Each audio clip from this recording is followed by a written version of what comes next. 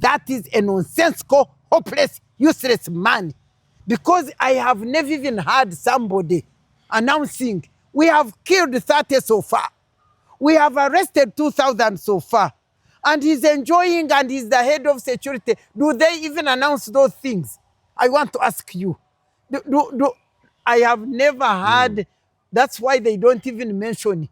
I have never heard people saying, we have killed this, we have killed this. But I heard President Museveni when he was giving his, I think he was setting off, finishing his campaign. He said, we are going to crush you. Okay? Yes. He said, we are going to crush you. I heard him say that. And now his son is telling us that actually, as my dad said, we have crushed so far 2,000. He said how many? 30. They have all those are, so far been killed. 30 those are and killed. 2,000 have he been said, arrested. We have arrested 2,000 and we have so far crushed 30. Now, he has declared that he has killed people. For what? For what? He has arrested people. For what? And he is the army commander. He is not the inspector of police. Yes. He's the army commander. He's not the inspector of police. I want to ask, when you are at war, then you kill. The other people come with guns, so you fight and kill. Now I want to ask, when we were in elections, were we at war?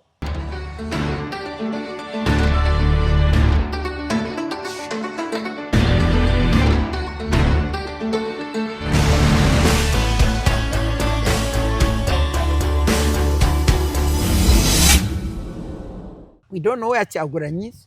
These were elections. Yeah. Elections in Uganda are multi-party dispensation. Yes. Why is it that the opposition, which shows the potential of or likelihood or nearer to taking power, must be tortured, they must be killed, they must disappear, they must, for the sake of Uganda, you president who ran to the bush as a young man and went to deliver us from what we are suffering.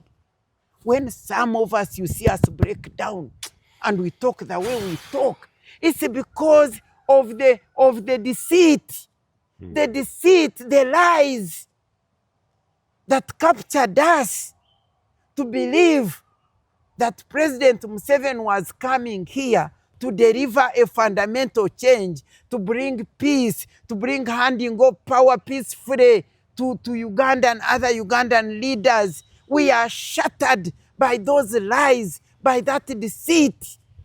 We are heavily shattered to see the young people suffering.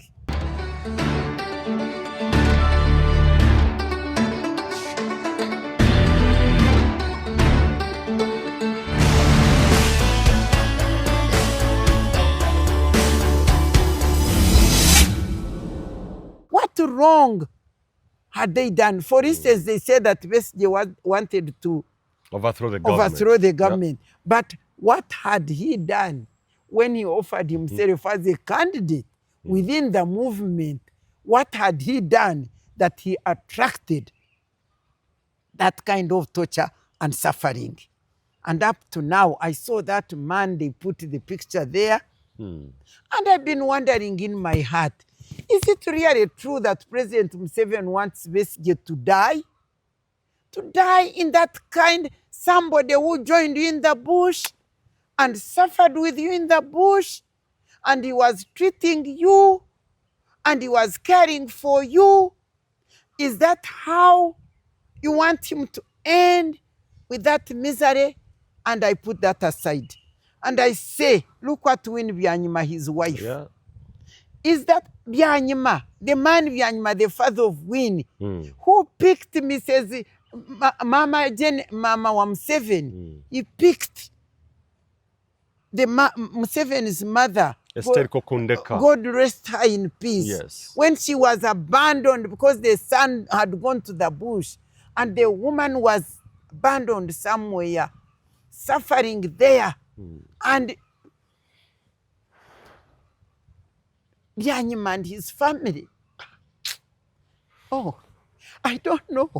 What do you think is happening to his heart? These are the parents, they picked your mother. They took care of her. And you came and they also took care of you. And that is what you are doing to the husband of their daughter.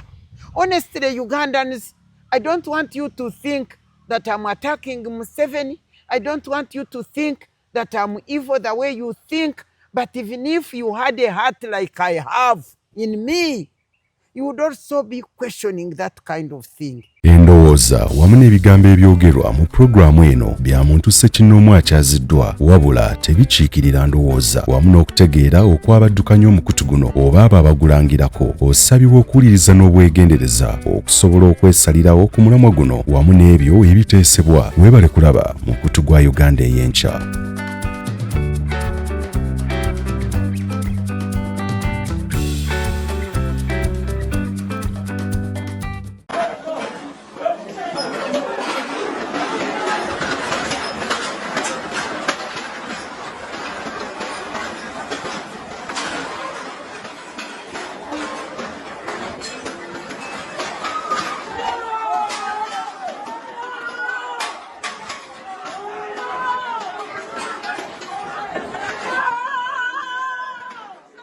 The struggle for freedom and democracy betrayed the making of a dictator. Ladies and gentlemen, welcome back to Uganda Eyenkya YouTube channel, where truth cuts through the veil of tyranny like a machete through the underbrush. I'm your host, Moses Wamala, and tonight we are diving headfirst into the chaotic, blood-soaked aftermath of Uganda's 2026 elections, a rigged spectacle that has cemented Yoweri Museveni's iron grip on power for an unprecedented 7th term. Joining me once again is the fearless Dr. Miria Matembe, author of The Struggle for Freedom and Democracy Betrayed, to unpack how this betrayal unfolded and what it means for our nation's soul. Picture this. Election week, a powder keg exploding across Uganda as votes were cast. Under the shadow of fear, opposition leader Robert Kyagulanyi Ssentamu, better known as Bobi Wine, vanished into hiding, forced underground by a regime hell-bent on silencing the people's voice. Whispers of assassination plots swirled his whereabouts, a guarded secret amid a nationwide manhunt that turned every corner into a potential trap. But that was just the beginning. The National Unity Platform bore the brunt of the state's wrath, abductions and arrests sweeping through supporters like a plague. From the bustling streets of Kampala to the remote villages of the north, east, west and south, no region was spared. Families torn apart, voices muffled in the dead of the night. Even the NUP vice president was dragged away in chains, a blatant move to decapitate the opposition's leadership and crush any flicker of resistance. Then there is the tragedy in Butambala. Honorable Mwanga Chivumbi, a vocal NUP stalwart, arrested on trumped-up charges amid violent clashes that left supporters battered and bloodied. Reports poured in of security forces unleashing tear gas, live rounds, and brutal beatings on peaceful protesters, turning polling stations into battlegrounds and etching scars that will shape Uganda's political landscape for generations. Election malpractices, they were rampant. A masterclass in deception, ballot stuffing, voter intimidation, and outright violence redefined the playbook, with opposition agents chased away at gunpoint and results doctored in real time. The unspeakable acts inflicted by the state on its own citizens, torture in secret detention centers, disappearances without trace, and extrajudicial killings paint a picture of a regime unhinged, willing to drown democracy in rivers of blood to cling to power after the rigging. Massive, shameless, everywhere. Tallies flipped overnight, giving the national resistance movement victories in strongholds where they couldn't muster a crowd. independent observers cried foul, but their reports were buried under the weight of state propaganda, handing Museveni a win that reeks of fraud. Yet amid the despair, Museveni celebrated in opulent jubilation at his Rachel ranch, toasting with religious leaders who lent their blessings to this face, a stark betrayal of faith in the face of injustice. Those same religious leaders later visited Bobi Wine's home in a hollow gesture of reconciliation, only to be met with raw defiance from his wife, Bobi Kyagulanyi. She didn't miss her words. Your prayers mean nothing without action against the dictatorship, she declared, exposing the hypocrisy of those who preach peace while enabling oppression. We can't ignore the human toll. Dr. Kizza Besigye, the veteran opposition figure, languishes in incarceration, his health deteriorating rapidly. Reports of untreated ailments and isolation that border on cruelty.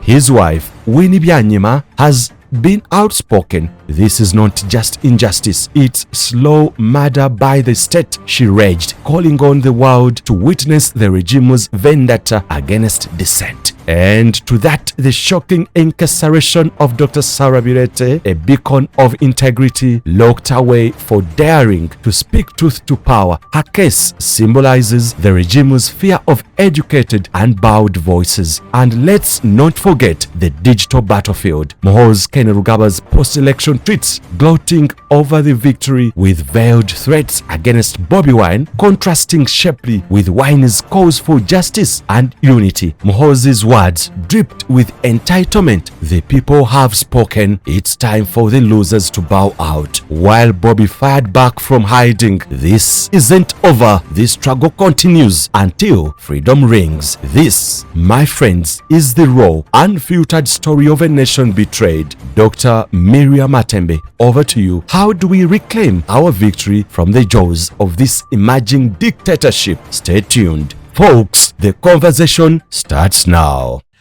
Doctor, I've always said that I have the pleasure to host you, but today allow me rephrase that. It is with deep sorrow actually today that we are going to be speaking about things of disappearances, abductions, and everything meted against the citizens of this country. It raises lots of questions, and I can't say that it is my pleasure to host you. But one thing I know for sure, that angels are on guard, like they have been. That is something that welcomes us at your door. Doctor, starting with the aftermath of the elections, let's speak to what was declared.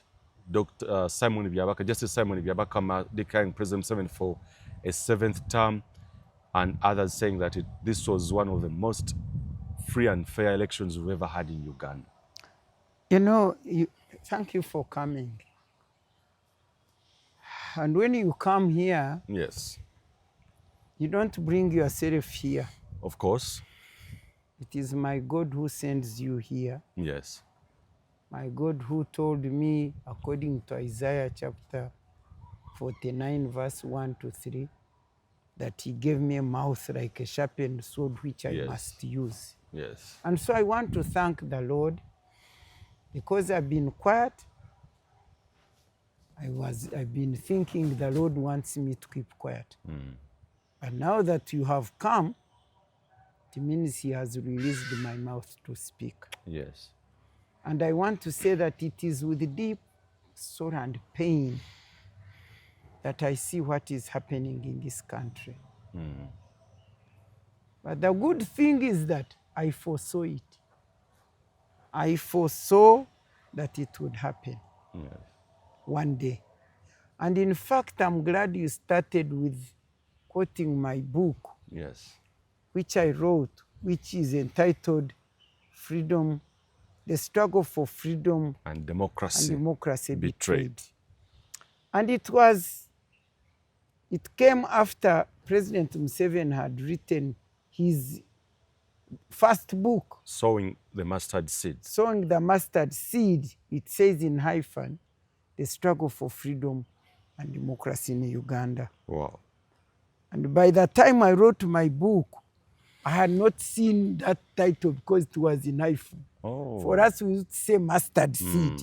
It is somebody who read my book and said, but Miria, you must be wise. Have you seen the title of your book? I said, yes. He said, have you ever seen the mustard seed? I said, yes, I have it even in my bookshelf here. He said, you pick it and see its title. That's when I found The Struggle for Freedom and Democracy in Uganda. I didn't know that the Lord had used me to write in 2019, publish my book, The Struggle. I didn't know I meant that very struggle which President Museveni was talking about had been betrayed. So that means I foresaw. And in that very book, as I conclude it, I didn't know you were going to refer to it. I would have come and read what I said. I was saying, fellow Ugandans, I want to warn you or caution you that what you've been seeing by 2019 is nothing. But now, prepare yourself. It will be total shameless and brutal. Total shameless and brutality at work.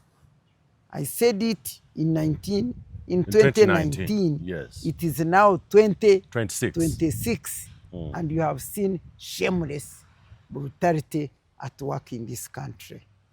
It is so sad. Me, one of those few people in Uganda now who experienced Amin's rule. I've been thinking, is it because President Museveni was not here when we were suffering the disappearance and the brutality, incarceration and disappearance, the people whom afterwards we never saw and only found dead bodies in the State House at Nakasero? Yes. When we were experiencing all this, President Museveni had run away because for him, as soon as Amin came, he had to run away. So he was not here. He even attempted, he was a part of the team that came to overthrow Amin very quickly from Western Uganda side. But he survived. They almost killed him, but he survived. But I know all our chiefs, other chiefs, so including my uncle, I think it was my grandmother, my grandfather, who disappeared among the chiefs. He was not here. So he didn't experience the disappearances that we are experiencing. I've been thinking, is it because he was not here that now he is repeating exactly what Amin was doing to us? Because really for us who were there at that time and were there in Obote's government, when the elections, Obote's elections of 1980, yes, which returned with unopposed members of parliament, like 20 or 30 or 17. Now exactly the same thing happening now in President Museveni's government, where you find the unopposed, including speaker, deputy speaker, unopposed, I think they were like 20 unopposed members of parliament. What does that tell you? The total reversal, going backward from what the Uganda expected when President Museveni came here, going backward to the Obote and the Amin leadership. Majority of Ugandans here, whom he calls grandchildren, he calls them grandchildren. Yes.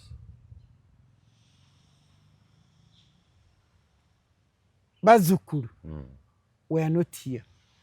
And I think, I don't know. Yes, I wasn't here. You are not here. Yeah, I wasn't because here by then. when President Museveni decided to go to the bush to redeem this country from the suffering of the Amin, of the Obote too, the Mwanga and all that kind of thing,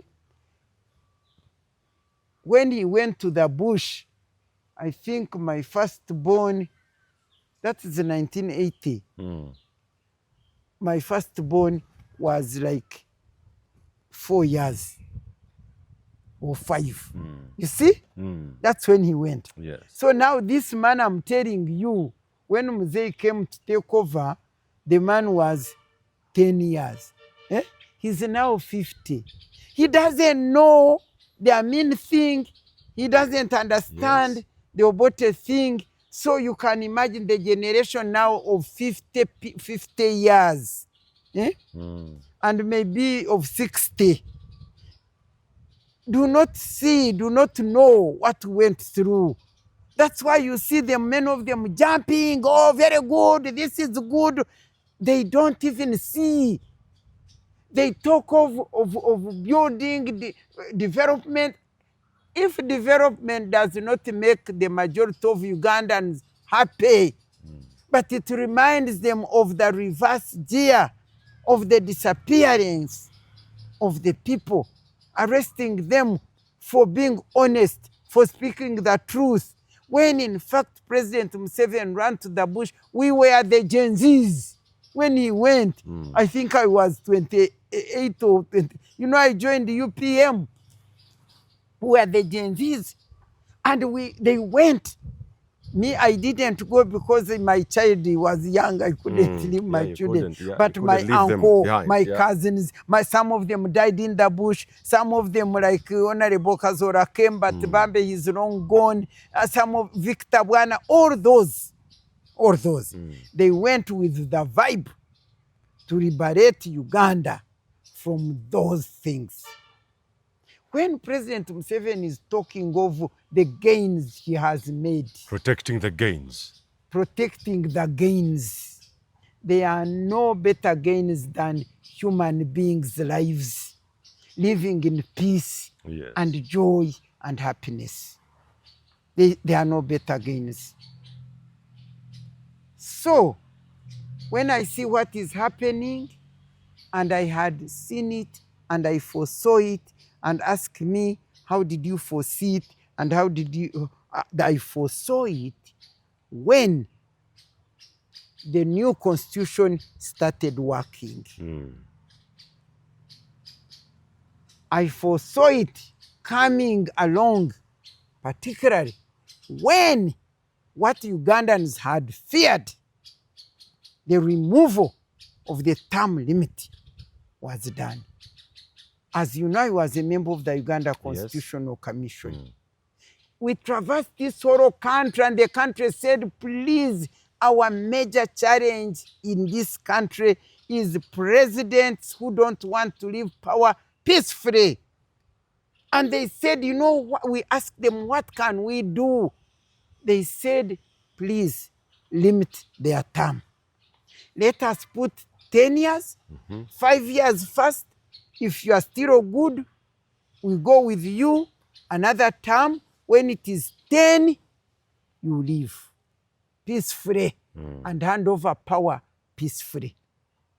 And it was not only Ugandans who were saying that. President Museveni himself had already declared it and said it, that what kills Uganda are the leaders who don't want to leave, presidents who don't want to leave power, to hand over power peacefully. That's what he said.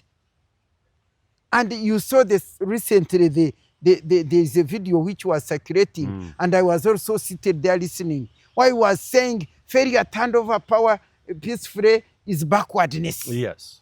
Is backwardness. Is failure.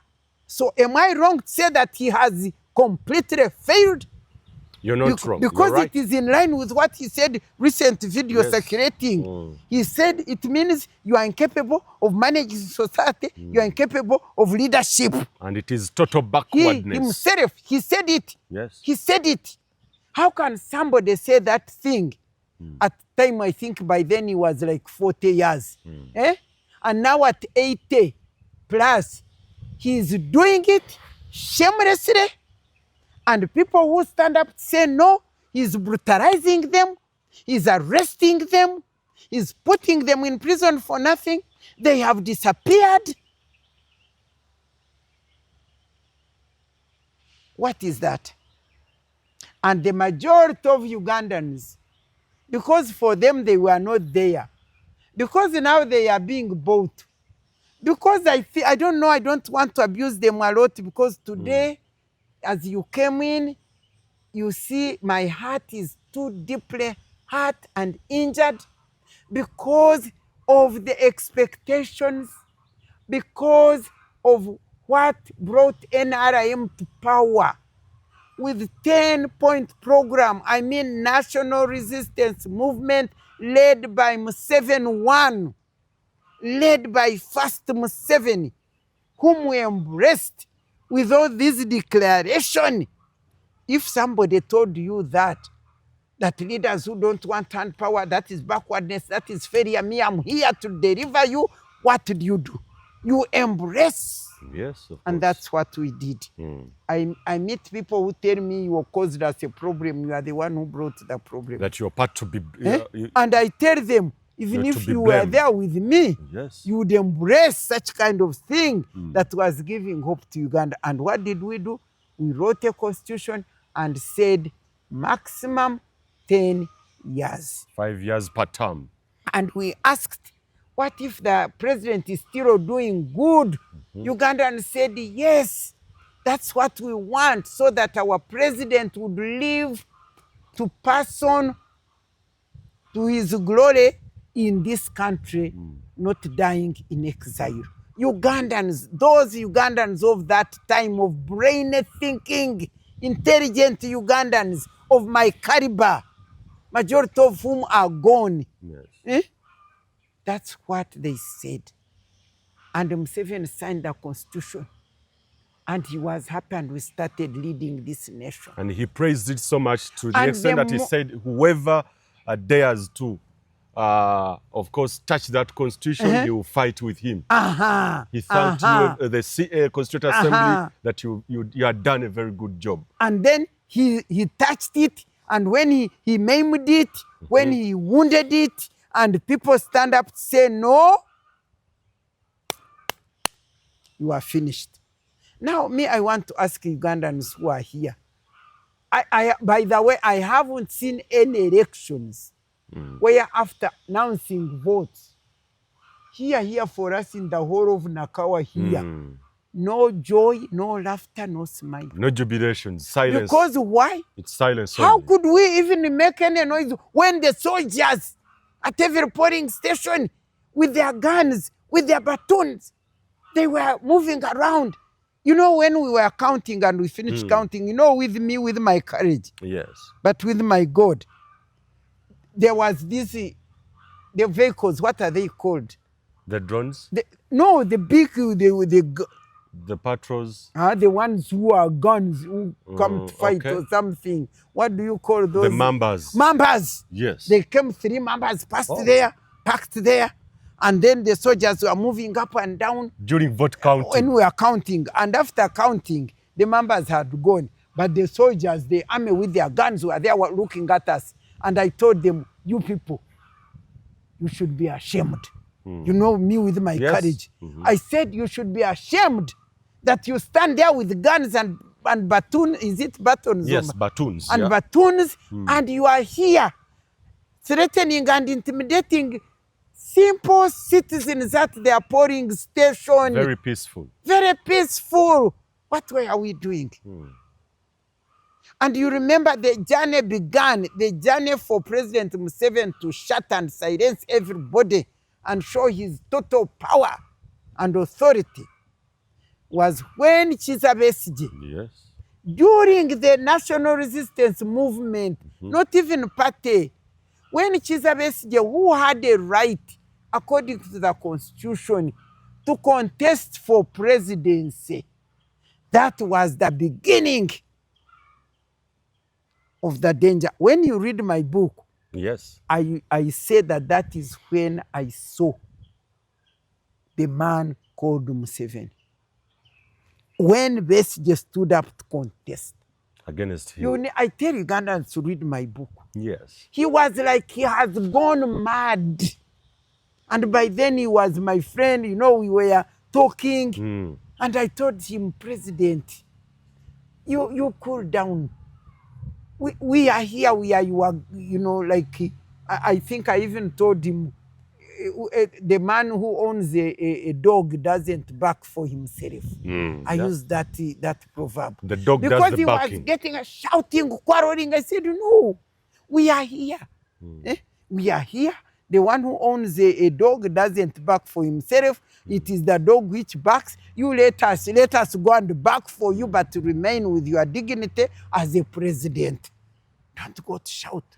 But the way they fought Besigye, he fought Besigye like whatever.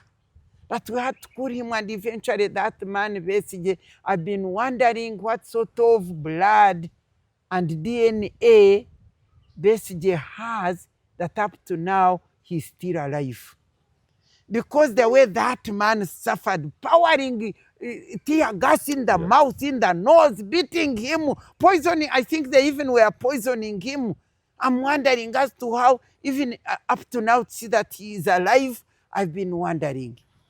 And all his people who were with him, who were tortured, those who ran away, what wrong had they done? For instance, they said that Besigye wanted to overthrow the government. But what had he done when he offered himself as a candidate within the movement?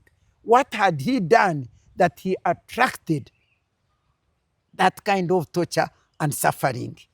And up to now, I saw that man, they put the picture there.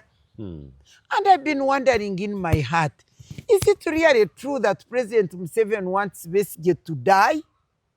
To die in that kind, somebody who joined you in the bush and suffered with you in the bush, and he was treating you, and he was caring for you. Is that how you want him to end, with that misery? And I put that aside. And I say, look what Win Byanyima, his wife. Yeah. Is that Byanyima, the man Byanyima, the father of Win, who picked Mrs. Mama Museveni? He picked the Museveni's mother. Esther Kokundeka. God rest her in peace. Yes. When she was abandoned because the son had gone to the bush, and the woman was abandoned somewhere, suffering there. And Byanyima and his family. Oh, I don't know. What do you think is happening to Winnie's heart? These are the parents, they picked your mother. They took care of her. And you came and they also took care of you. And that is what you are doing to the husband of their daughter. Honestly, Ugandans, I don't want you to think that I'm attacking Museveni. I don't want you to think that I'm evil the way you think. But even if you had a heart like I have in me, you would also be questioning that kind of thing. To see that even up to now, Besigye is like that. Now let's leave Besigye. Now, for him, Mbabazi was lucky. Because for him, when he tried to contest, how they rose on him. For him, because he's not a fighter, he's humble in his own way. I don't understand. The wife who was rising up to fight was actually poisoned, and she almost died. And so Mbabazi did not suffer so much, but his wife knows what she suffered. Yes. So now comes who? Kyagulanyi. Robert Kyagulanyi Ssentamu. Robert Kyagulanyi Ssentamu. Poor boy comes out, says, I'm also coming to show myself. The moment President Museveni saw that Kyagulanyi had the capability of mobilizing Ugandans and can, in fact, you never know, take over Uganda. I mean, if who didn't really took over Uganda. Yeah. What about this intelligent man who can the Museveni got so scared, and from that time, Kyagulanyi has suffered, not only Kyagulanyi, but his other colleagues, all those who disappeared, all those one time I had to take a delegation Yeah. eh, Yeah, to visit them of at their women. homes. And in fact, I'm looking for Yes. women. I'm looking for women so that we can look up Zahara. Same things that we happened can last also time. go and cry with Zahara. Babi You see, Kyagulanyi, this is this no Mwanga Kivumbi, Mwanga Kivumbi, yeah, Mwanga yeah, Kivumbi's yeah, wife. I saw her this Bambe, innocent, elegant, you know, beautiful, peaceful woman. I saw her last night relating about Mwanga Kivumbi, my lovely, loving son. You know, they call me Mama. Yes. Even Mau used to know I'm Mama. Yes. Because these are young people who I was their role model as the government Tom Seven was doing well, and they were in school. They were admiring what we are doing. And so they call me their mentor. Yeah, and when I heard he's arrested also, so this Bobi has suffered, his people has suffered. One of his deputy was my sister Jore. Jore, yes. Jore Muchain Mbarara. Yes. Now, God rest her peace, at least God took her.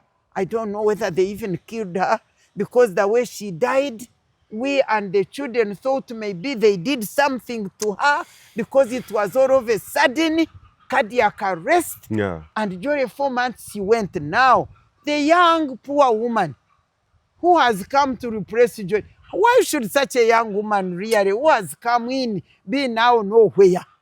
Zedriga. Lina Zedriga, yes. Lina Zedriga, the way she has suffered, they say she's so tortured. We don't know where she is.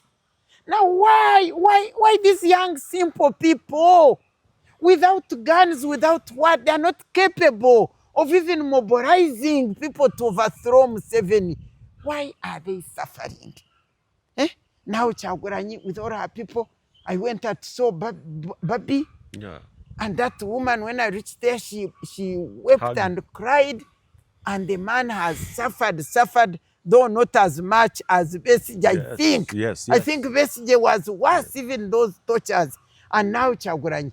And now, we don't know where Kyagulanyi is.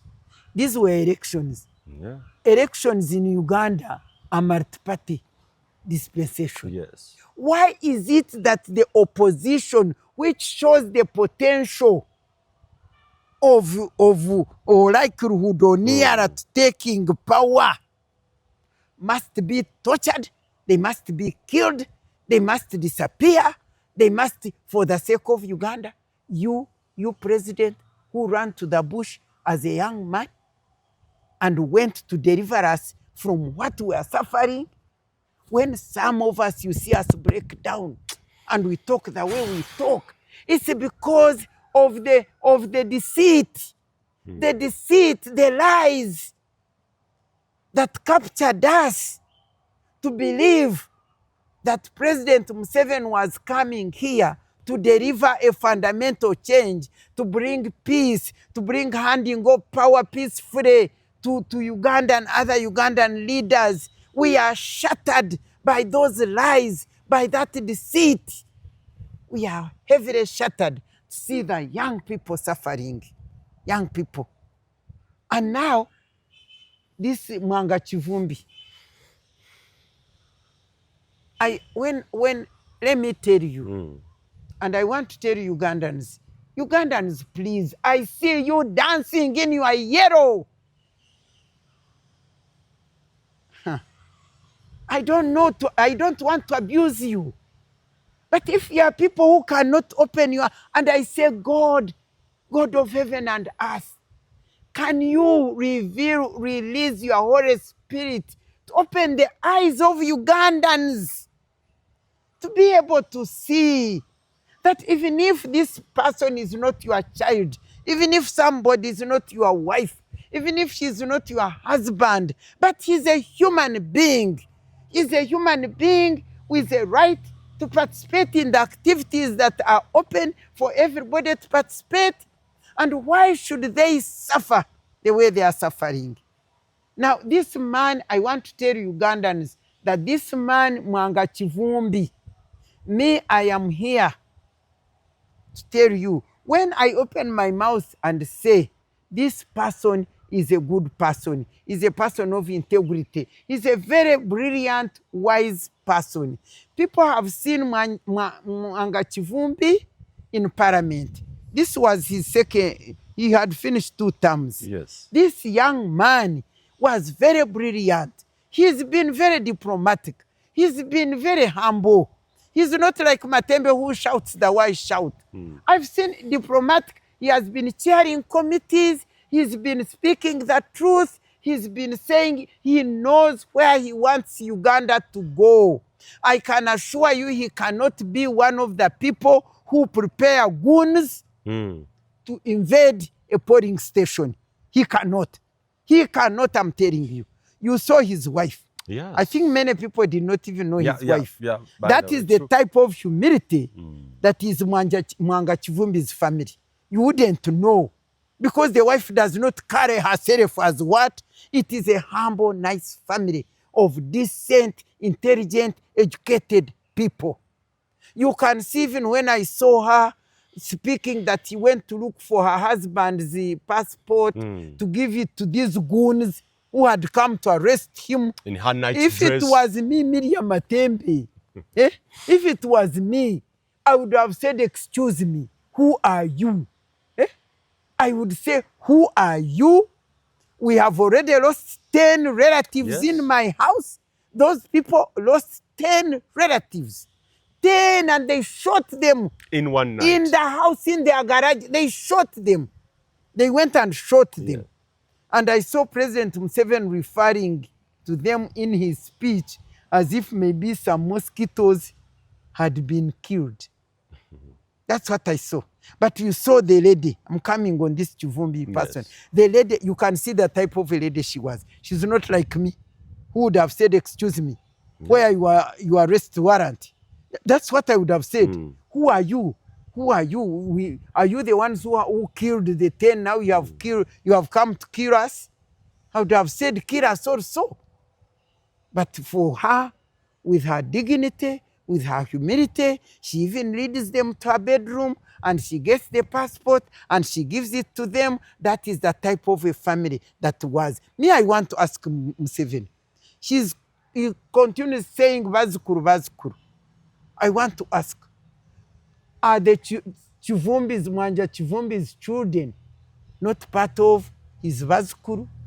That he can traumatize them in that way, the way they are traumatized? This is a good family, the way you saw it, and now they think they are the goons, that they are goons, and Ugandans are there believing it. And I am sorry, but I'm going also to comment on the Archbishop of Uganda and the Interreligious Council. I'm going to comment on them. If they chase me from the church, I will remain with my God. I see them going along. They went to enjoy the party. In Rwachtura. On 19th. On 19th, they ate and they enjoyed. And President Museveni was giving that talk, and he was just talking about these 10 people who were killed. He was talking about them like they were mosquito. He said, those Uganda is a land of matter. And he said, those boys, they told them don't do wrong. They said, shoot us. And they shot them. And even the one who shot them, we don't know where he is. Disclaiming the responsibility of killing those 10 people who were agents of Mwanga Kivumbi. I mean, I have ever been a candidate. Yes. On the day of elections, you have your agents. You meet at your home. You organize. They go to manage the votes. Now they will come to bring you the results. Plus the DR forms. They are bringing DR forms. Yes. If they are bringing DR forms to the home, how can they call them goon?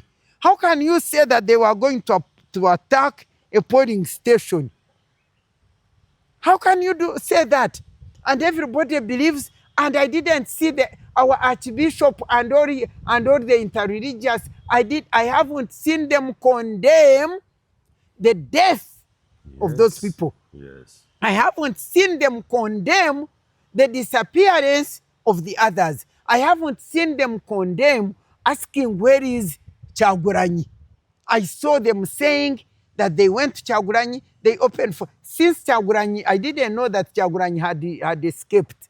I didn't know that you cannot enter Kyagulanyi's house. You can imagine what is Kyagulanyi's children and wife eating. I came to know that when Senyonyi went to take them some food, they couldn't open for him. And then we have interreligious council, it goes there. I understand they didn't even carry anything. What culture anyway? What culture is this where you go to visit and you carry nothing? And I heard our Archbishop saying that for him, he's going to reach everybody who lost and comfort them and tell them to be calm. Why doesn't he go to those who have won and tell them, now that you have won, leave Ugandans free? Why doesn't he go and do that? He had the opportunity to tell of President Museveni in Rakitura, face to face. To say that why should people die? Yes. Election is not a matter of life and death. And then this Mwanga, let me tell you, this Mwanga Chivumbi is now following Besigye in prison. Is now following Gundi Kyagulanyi, whom we don't know where she is. Is following Sarah Verete, my sister, for her mouth. And then the magistrates and the prosecutors, they seem to know no law at all. On this earth, I've been going to prison. I've been going to see. Even in court. In court. Yeah. And what they are saying is utter nonsense. You cannot say 3 weeks, come back on bail, then we come back, then another week, as if this woman cannot see this one too and follow the law, which says you cannot, when there is application for bail, either it is rejected or granted. You can't continue adjourning for it. What sort of magistrates are those? What sort of people are these? But when Mwanga Chivumbi, who is capable of reasoning, of wisdom, of talking sense, appears, maybe me, I'm imagining, Muse is weighing him and saying, this intelligent man, this capable man of integrity, of reason, of truth-telling, might be able also one day to contest for what? For presidency. Let me shut him down, Ari. And Ugandans are quiet. They are not going to talk. I understand even, people ring and tell me. I understand that people were even saying, blaming Zahara, Mrs. Mwanga Chivumbi, that they were blaming. How can she talk? She shouldn't have talked to the press. Now they are going to kill her. Why they are going to arrest her? I said, those people, have they gone to visit her? Have they gone to sympathize? Not yet. Did they go to bury those relatives? But all they do, they are calling, they want her to keep quiet. Let us keep quiet until when? Until when? Keep quiet until when? President Museveni did not keep quiet when Obote did wrong.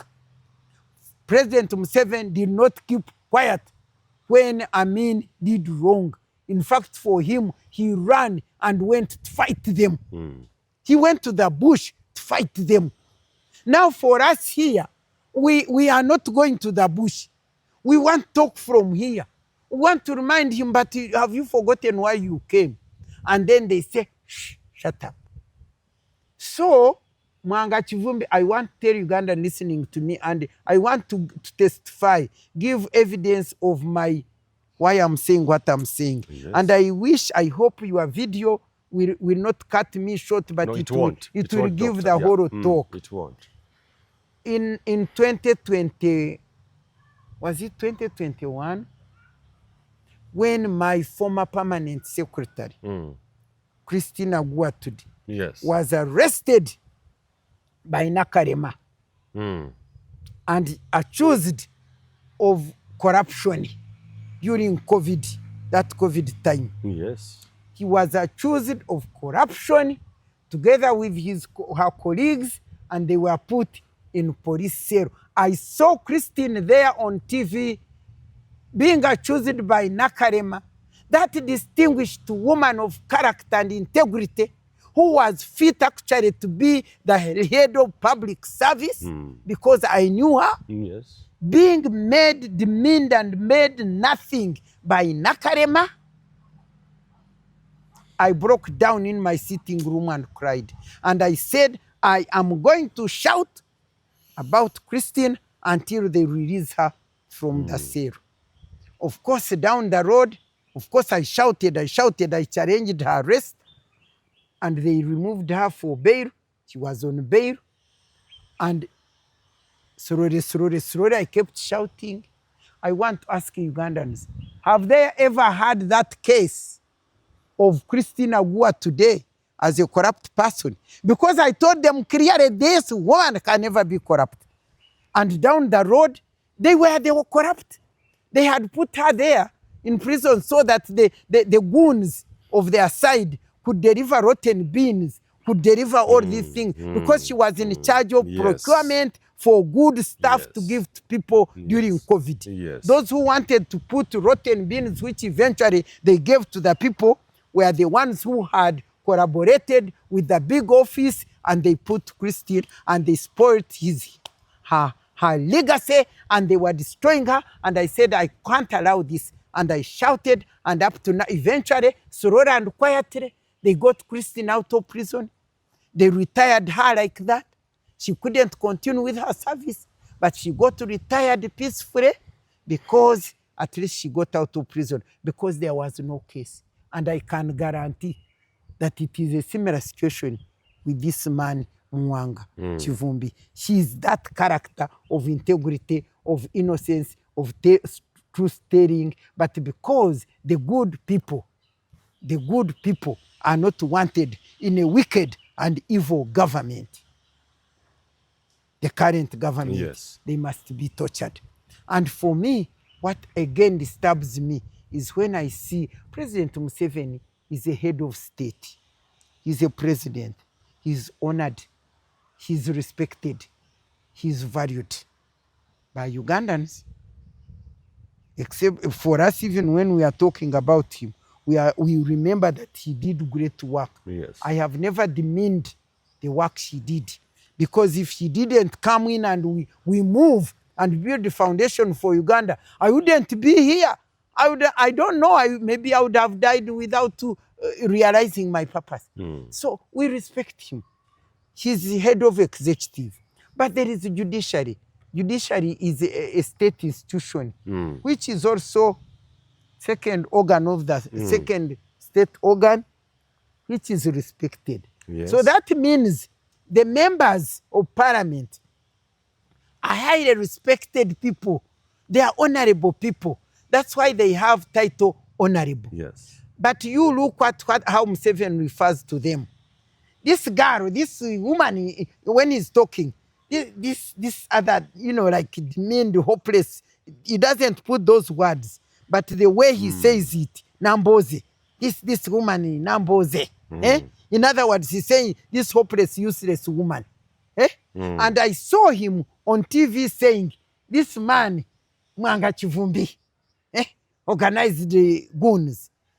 And in other words, he's saying this useless, hopeless Mwanga Chivumbi. But these are people who are honorable members of parliament. Not only is he demeaning them as individuals when he does that, but he's demeaning and underrating the people who elected them.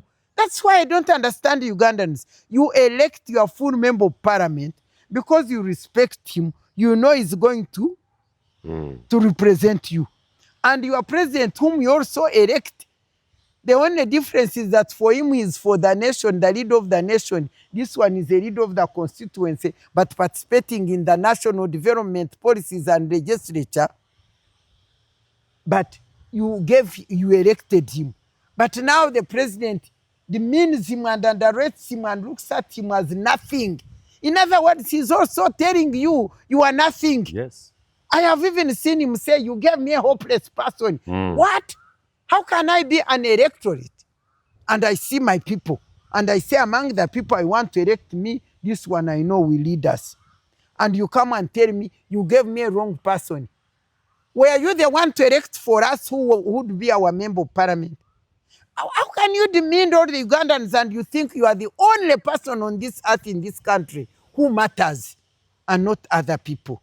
For me, Ugandans who are listening to me, they will have to pardon me or excuse me, but I talk from my heart and I talk these things which I see. And I want to really say, President Museveni, I said it the other day. Of course, don't ask me about elections. For me, the elections are meaningless. I said it. And one thing I'm happy about, I haven't been happy all throughout. But what I'm happy about right now in this interview is that Ugandans have talked. I have been shouting, talking, saying elections are meaningless, talking with my mouth. But Ugandans, during the yesterday's elections of national local government elections, Ugandans talked by action. They realized the elections are meaningless, and therefore they didn't go there to vote. They only minority, I think, those who are NRIM, because they pay them also. You know, I saw them saying, "How can I go there if I can't be paid?" Why did they not go? One, because they realized that they vote people, and they are not the ones who announced to have won. Like in Nakawa division here, in Nakawa division, people are in Nakawa East. They are mourning. They are mourning. Doctor. So Yes. they another reason why they spoke my language, that elections are meaningless in this country, is because of the army. The whole, let me tell you, the whole week in Ruzira, in Chitintari, along the road, these army with guns and batoon have been moving around. They have been moving around, and people have not been coming to do their business. People, I drive. The other day they met me and stopped me, not me alone, because they were going to cross the road. They like cows are crossing the road. There is one man with a gun, and we stop. And I looked at them, and they crossed the road and went, and we stayed off at Ruzira. When we reached Chitintari, I found another batch. I told my driver, "You park here." And my driver parked, and I put my head in my window. I said, "But you people, do you know how much you are intimidating and scaring Ugandans? Why are you doing this?" They didn't respond. They did like this. They moved on. But at least I threw that word into them. So Ugandans, they didn't come to vote. One, because they saw that elections are meaningless. When you vote, they don't announce your candidate. Number two, they were scared because for the whole week, those days after the weekend, the army was moving around in our area. I don't know whether it moved in other areas, but they were scaring and intimidating them. So for me, I want to tell Ugandans, I shouldn't stop there, because I have come to learn that almost all non-government organizations are now closed. Yes. I was shocked when I was at the court, when I learned that even the NGO, we call it non-governmental, what? Remind me.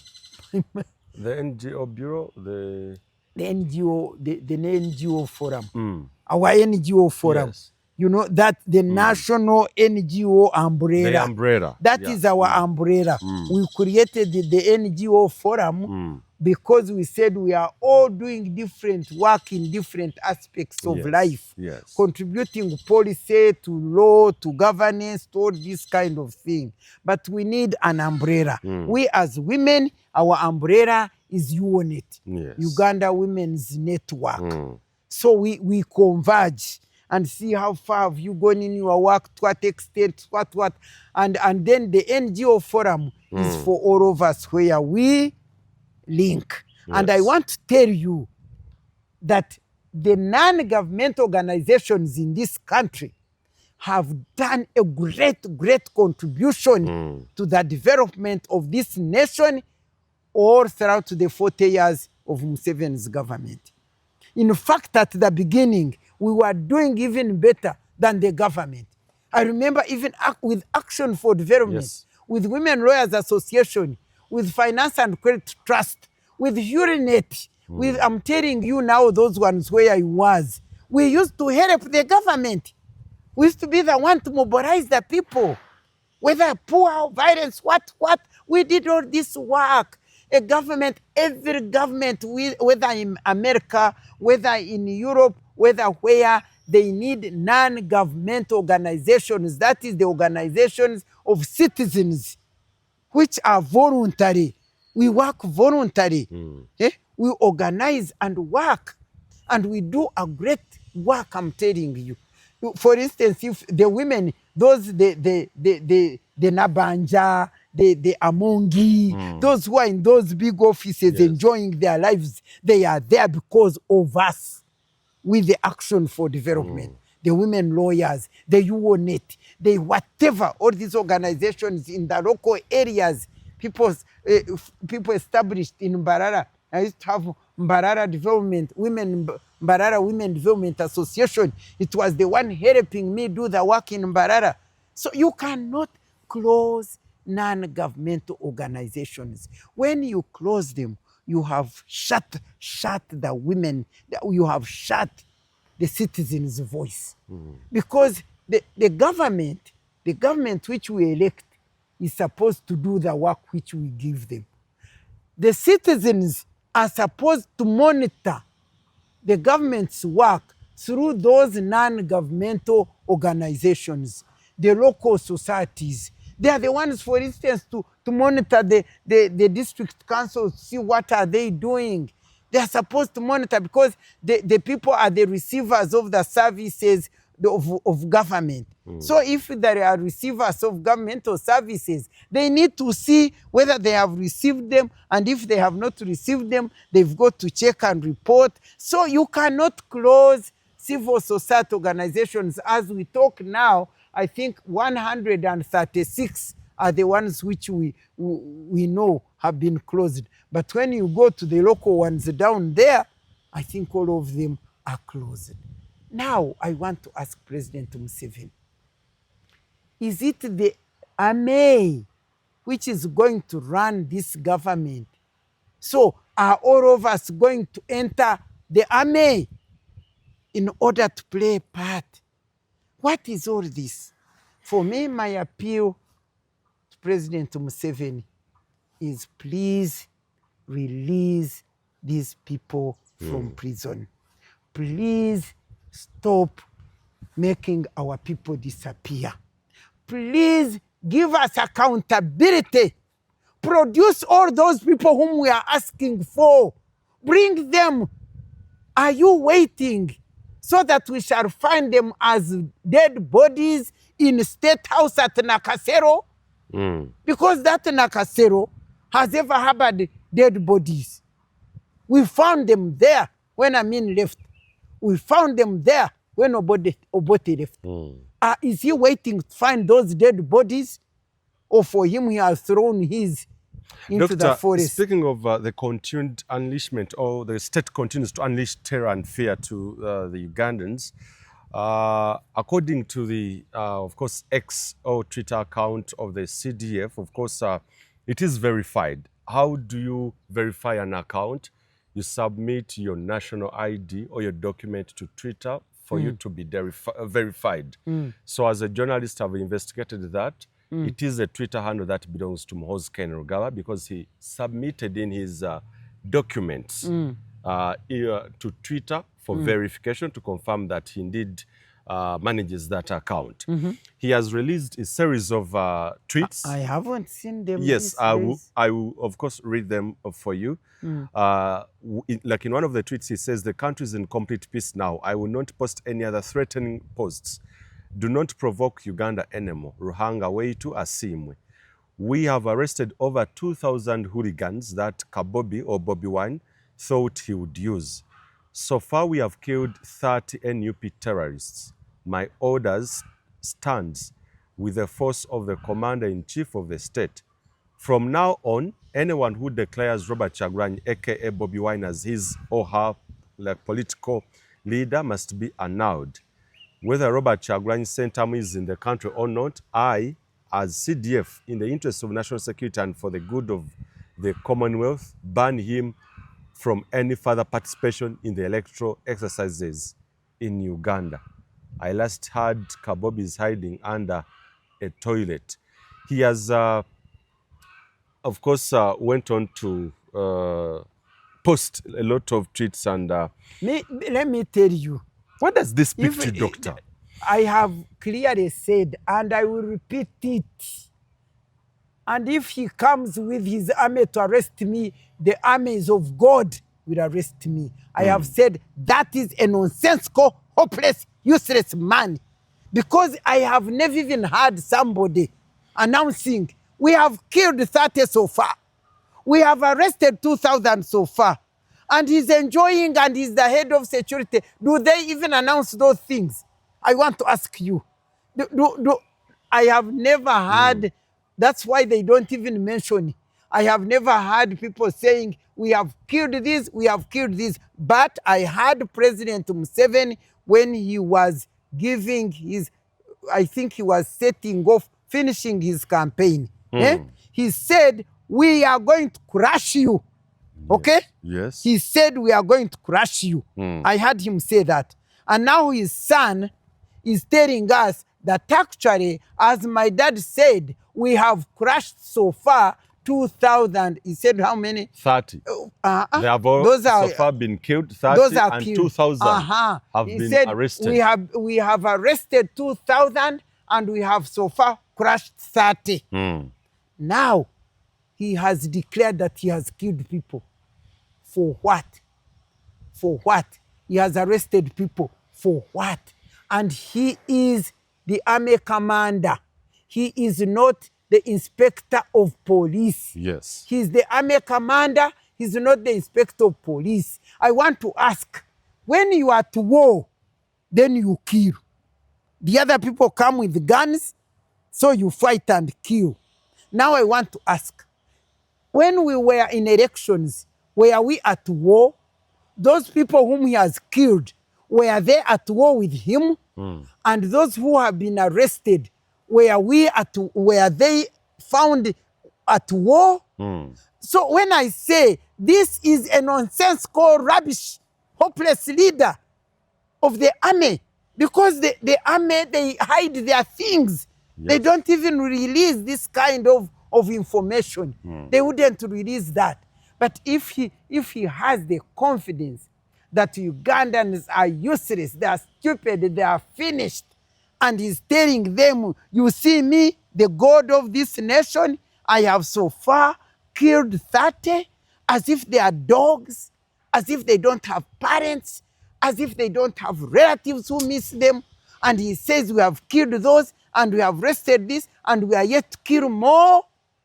And he tweets like that, and he's not arrested, and he's not put in prison, where he was arresting them as who? What role did he have to play in election process when in fact is the police which should be responsible and in charge of elections? Me, I want to ask Ugandans, you Ugandans who are dancing, who are singing, I wish I could live to see what will happen to you Ugandans down the road if you cannot rise up. You have made me talk about this young man. And I want to tell him that for me, you attempt, you'll see the angels from heaven who will deal with him. Because there is no way I could not respond to that tweet like that. I'm glad I had not seen what he is tweeting. And he's saying that, and the Archbishop of Uganda is moving around. Yes. And the religious council leaders in Uganda are saying, please be calm. Who has told Muhoozi to be calm? Who has told him to keep quiet and play his role quietly? Who has told him? Really, 30 people. And the man is dancing. And they had told me earlier that he said, so far we have killed 22. Yes, But yes. those are too few and we are ashamed of that. But the 23rd would be Bobi Wine. Bobi Wine. Now he's jubilating. They have so far killed 30. They have added on 30.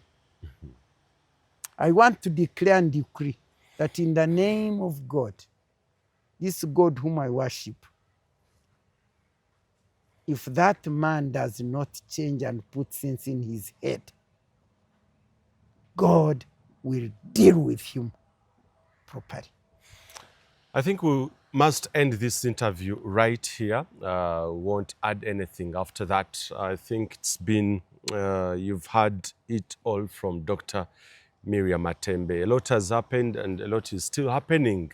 The state of terror and fear still being meted against Ugandans. That is the today. evidence. I didn't Yes. know why you were saying all that at the introduction. Yeah. But you had sufficient evidence. Yes, For me, because he I've has been tweeting on a daily, he tweets. For me, I've been protecting myself from. Yes. But I haven't appealed to Ugandans. I want to appeal to Ugandans Please do, to Doctor. stop fear and rise up, especially the senior citizens in this land who have already retired, who don't need money, Yes. who don't need a job, who are seeing where the nation is going. I want to call upon you to rise up in the power of God. Don't fear. We have God. This country is for God and my country. I want you to rise up and speak. Because when Matembe alone speaks, they say she's crazy. But you know what I'm speaking. You know it is right. Rise up, rise up. Hold a meeting. Get a meeting and decide and agree and discuss and then take a delegation to President Museveni and tell him your heart. Otherwise, it is so much pain. That's it. We shall end it from here. It's been a wonderful time to interact with Dr. Miria Matembe. I think you can read it from her face, very teary and disgruntled and disappointed with what's happening in the country, of which they jubilated and celebrated so much after President Museveni promising them, of course, fundamental change. But today, the books we read as the grandchildren, as President Museveni refers to us so commonly terms us, the struggle for freedom and democracy betrayed by Dr. Miria Matembe, betrayed by my leader, by the military man who is now gone, Kazora. All these from those people who used to cherish and adore. There are even others. Mamudan recently. Yes, You know, I used to work with by the way, Mamudan. I was Makerere with University, Mamudan in a local government council. yes. From LOC 1 to Yes. 5, I was with him. Yeah, I saw his book of recent as well. He I outed. haven't seen it. Yeah, he outed the book of recent. Still, I think there's no difference with And yours even with some Kazora. Juba, they wrote. Yes. These people wrote. So you can read Dr. Miria Matembe's face. Indeed, she's disappointed and very teary. She's just holding her ground, but her teary face tells it all, that everywhere there is fear and terror. And President Museveni said this term is going to be very, very tough. No nonsense. I don't know what's coming ahead of us as the citizens. For God and my country, my name is Moses Wamala. Till again. Uganda Eyenkya